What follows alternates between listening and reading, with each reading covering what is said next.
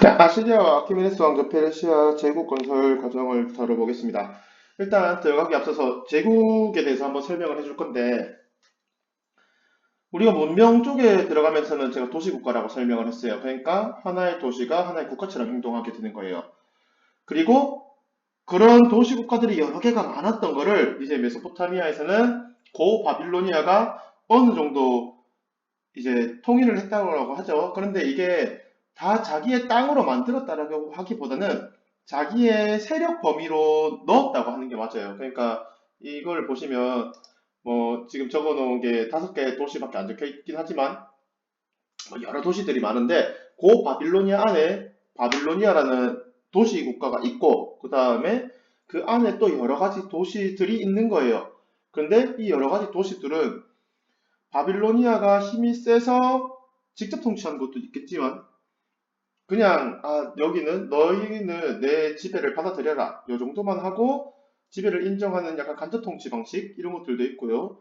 그런 식으로 해서 이제 다 바빌로니아의 땅은 아닌 거예요. 이런 식으로 돼 있는 게 이제 고 바빌로니아를 비롯한 이제 도시 국가들이 성장하는 과정이고요. 그 다음에 이제 우리가 배울 제국은 이렇게 여러 가지 도시가 있는 게 다 그 나라의 땅인 거예요. 보시면 페르시아 같은 경우에는 여러 가지 막 도시들 많은 게 다 각자의 것이 아니라 페르시아의 것이잖아요.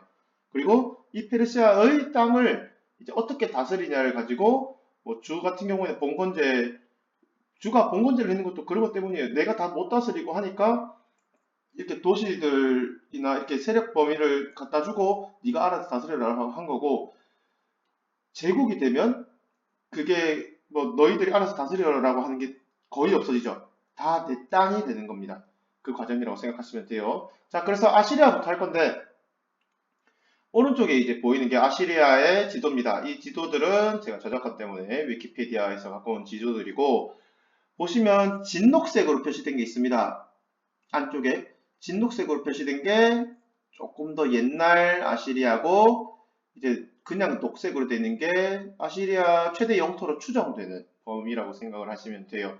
그러니까 지금으로 봐도 어마어마하게 넓은 땅이에요. 그런데 이 아시리아가 어떻게 이렇게 먹었냐라고 하면은 아시리아는 이제 바빌로니아 왕국이 뭐 통일할 때쯤부터 해서 있었던 그 전부터 있었긴 했지만 그때쯤부터 해서 이제 힘을 점점 길러가고 있었던 도시국가 중 한 개고 이제 바빌로니아 왕국이 이제 힘 빠지고 하면서 힘을 더 기르고 자기가 이제 있었던 메소포타미아 지역부터 해서 이집트까지 다 정복을 한 거대 제국이라고 생각을 하시면 됩니다. 뭐 어떻게 했습니까 하면 뭐 철제무기, 전차, 기마, 전술, 뭐 기타 등등 여러 가지 전술을 사용하고 방식이 있었지만 물론 이제 그 왕이 전쟁을 잘하는 왕이었게 됐고요. 근데 이렇게 넓은 지역을 다스리는데 문제가 제가 이제 수업 시간 때 말씀을 드린 게 있어요. 제국 같은 경우에는 넓은 땅덩어리를 다 내 걸로 하다 보니까 그 넓은 땅덩어리에 있는 다양한 집단들의 다양성을 얼마만큼 존중하고 우리 제국의 통일된 요소를 얼마만큼 이제 제시를 할 거냐가 중요하다고 했는데 아시리아 같은 경우에는 굉장히 강압적인 통치를 했습니다. 그러니까 아시리아에 약간의 불만을 가지고 있다, 뭐 이렇게 뭐 조금 반란할 것 같은데 싶다. 뭐 물론 반란할 것 같은데 내둘 제국은 없겠지만 좀 뭔가 좀 쎄하다 싶으면은 다 때려잡는 방식을 강압적인 통치를 했거든요. 근데 이 강압적인 통치가 나쁜 건 아니에요. 그런데 이렇게 넓은 지역을 빠른 시간에 정복을 했는데 강압적인 통치를 해버리면은 다른 지역들도 나도 이렇게 살고 싶지 않은데 라고 할 수가 있고 그리고 저거 그러니까 왕실 내부에서도 딱히 이게 하나로 딱 통합된 일치된 모습을 보이지를 않았거든요. 그러니까 뭔가 정리가 좀 덜 됐어요. 그러고 있는 와중에 강압적인 통치를 하니까 이게 오래 갈 수가 없게 된 케이스라고 보시면 됩니다. 그리고 아시리아가 멸망하고 나서 이제 성장하고 통일했는 게 아케메니스 왕조 페르시아거든요. 아케메니스 왕조 페르시아는 키루스 2세 때 건국이 되고 성장을 했는데 키루스 2세가 제시한 거는 그 관용 정책이었어요. 아시리아랑은 좀 대비됩니다. 예, 왜 그런가를 보면은 이거는 지금 다리우스 왕 때 최대 영토를 가진 아스케메네스 왕조 페르시아의 영토로 추정되는 부분인데, 그러니까 이렇게까지 넓은데 이 키루스 왕 때 이거를 거의 다 만들었다고 보시면 되거든요. 되게 넓은 영토는 키루스 왕 때 거의 다 먹었어요. 더 디테일한 부분들이 이제 뭐 캄비세스니 다리우스는 이때 넓어진 건데, 근데 생각을 해보시면 이렇게 넓은 땅덩어리, 아시리아는 강압적으로 했잖아요. 그러니까 반란이 많이 일어날 수밖에 없고, 이제 키루스 2세 같은 경우에는 이 넓은 땅덩어리 내가 다 일일이 강압적으로 통치하는 건 문제가 있고, 그러다 보니까 내가 너희들의 문화와 종교를 존중해주겠다. 단 세금만 잘 내라 하는 이제 관용 정책을 실시하게 되는 거죠. 그리고 그런 관용 정책을 실시하는 아케메네스 왕조 페르시아의 행정 체제는 다리우스 1세 때 이제 거의 다 정비가 됐다고 생각을 하시면 됩니다. 다리우스 1세 때 최대 영토를 가지고 뭐 행정 체제가 정비가 되었다 생각을 하시면 되는데, 그걸 이제 중앙집권 체제라고 말을 하거든요. 그러니까 중앙에 있는 행정관과, 그러니까 행정 시스템에 모든 지방들이 다 엮이게 되는 것을 중앙집권 체제라고 해요. 이게 무조건 좋습니까? 뭐 무조건 좋다고 말하기는 어렵지만, 이제 국가가 하나의 시스템으로 돌아가기 시작했다라고 하는 거죠. 그래서 이렇게 넓은 땅덩어리를 그 20개의 주로 나눕니다. 그리고 각 주마다 왕이 직접 파견하는 뭐 장관 혹은 이제 미국의 주지사 정도 되는 사람이라고 생각하면 되는데, 이런 사람들을 파견해서 그쪽에 있는 행정, 군사, 이런 것들을 다 컨트롤하게 시키는 거죠.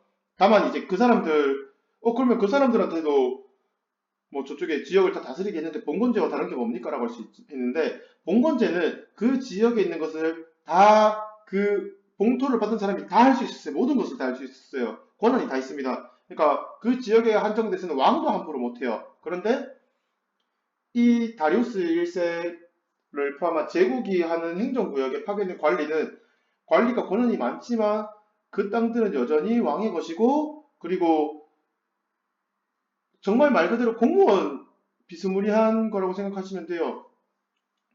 그러니까 내가 내 마음대로 할 수 있는 게 한계가 있는 거죠.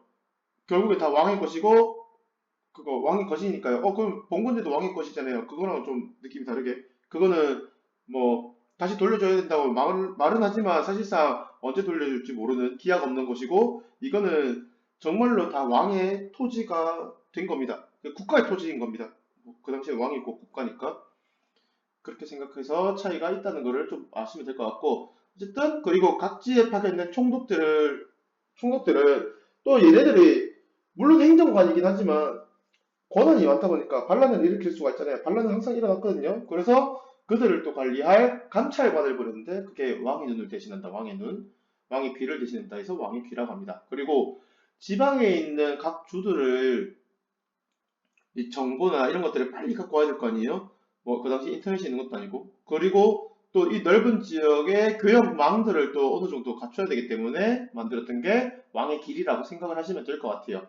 그래서 적혀있는 게 왕명에 빠르게 전달하고 세금과 공무를 효율적으로 거두기 위해서 왕의 길이 있었다라고 생각을 하시면 될 것 같습니다. 그런데 이러한 아키메스 왕조 페르시아도 이게 전성기라고 하는 게 거기가 정점이라 소리거든요. 거기를 찍고 이제 그때부터는 이제 힘이 꺾인다고 생각하시면 돼요. 다리우스 때 거의 다 먹었는데, 여기 보시면은 왼쪽 끝에 이 툭 튀어나온 지역 있죠. 여기가 이제 그리스예요. 이 그리스하고 여기 있는 지중해 지역의 이제 해상무역권부터 시작해서, 그리고 또 그리스 입장에서는 너무 강력한 제국이 근처에 있는 게 아주 좋잖아요. 그래서 계속해서 자기 그리스하고 붙어 있는 지역 쪽에 있는 뭐 사람들한테 계속 니들 뭐 반란해라 하면서 자꾸 꼬드기고 이런 것도 있었고, 뭐 여러 가지 이유로 일어났던 전쟁이 그리스랑 페르시아 전쟁이라고 생각하시면 됩니다. 그런데 여기서 페르시아가 그리스한테 지죠. 이렇게 넓은 지역이지만. 그래서 그때 그 그리스 페르시아 전쟁에서 페르시아가 지고, 물론 이제 그때부터 바로 뭐 모든 힘이 떨어진 건 아니지만 그때를 계기로 해서 점점 힘이 빠지고, 그리고 국가가 이제 중앙에 힘이 빠지다 보니까 지방에 있는 총독들이 반란을 일으키고 컨트롤이 안 되고 있는 와중에 괴물이 한 명이 등장해요. 그게 알렉산드로스입니다. 알렉산드로스는 이 그리스 위쪽 지방에 있었던 그 마케도니아 사람이고요. 이 사람이 그리스를 정복하고 나서 이제 뭐 이집트, 페르시아 이렇게 정복을 해서 결국에 아케메네스 왕조 페르시아는 멸망한다라고 생각을 하시면 될 것 같습니다. 아케메네스 왕조 페르시아의 종교는 조로아스터교고요. 그 다음에 문화는 국제적인 문화다 정도만 알고 계시면 될 것 같아요. 여기 있는 표는 여러분들이 조금 감이 안 오실 수가 있을 것 같아서 이제 갖고 온 건데, 이제 우리 수메르, 아카드, 뭐 바빌로니아 이쪽이 메소포타미아지요. 그 다음에 이집트가 있는 게 이집트 문명이라고 생각을 하시면 될 것 같아요. 뭐 페니키아, 히브라이, 유대, 이스라엘 뭐 이건 뭡니까? 이 지중해 유역 쪽에 있었던 국가들이라고 생각을 하시면 될 것 같습니다. 그것까지는 몰라도 돼요. 그리고 이렇게 넓은 것들을 아시리아가 한번 통일을 했으나 간헐적인 통치로 인해서 다시 분열이 일어나고 각자 다른 국가들로 다시 분열이 됐지만 이거를 다시 통일한 게 아케메네스 왕조 페르시아다라고 생각을 하시면 될 것 같습니다. 자, 그리고 뭐 다음은 그리스를 다뤄보도록 하겠습니다. 이상입니다.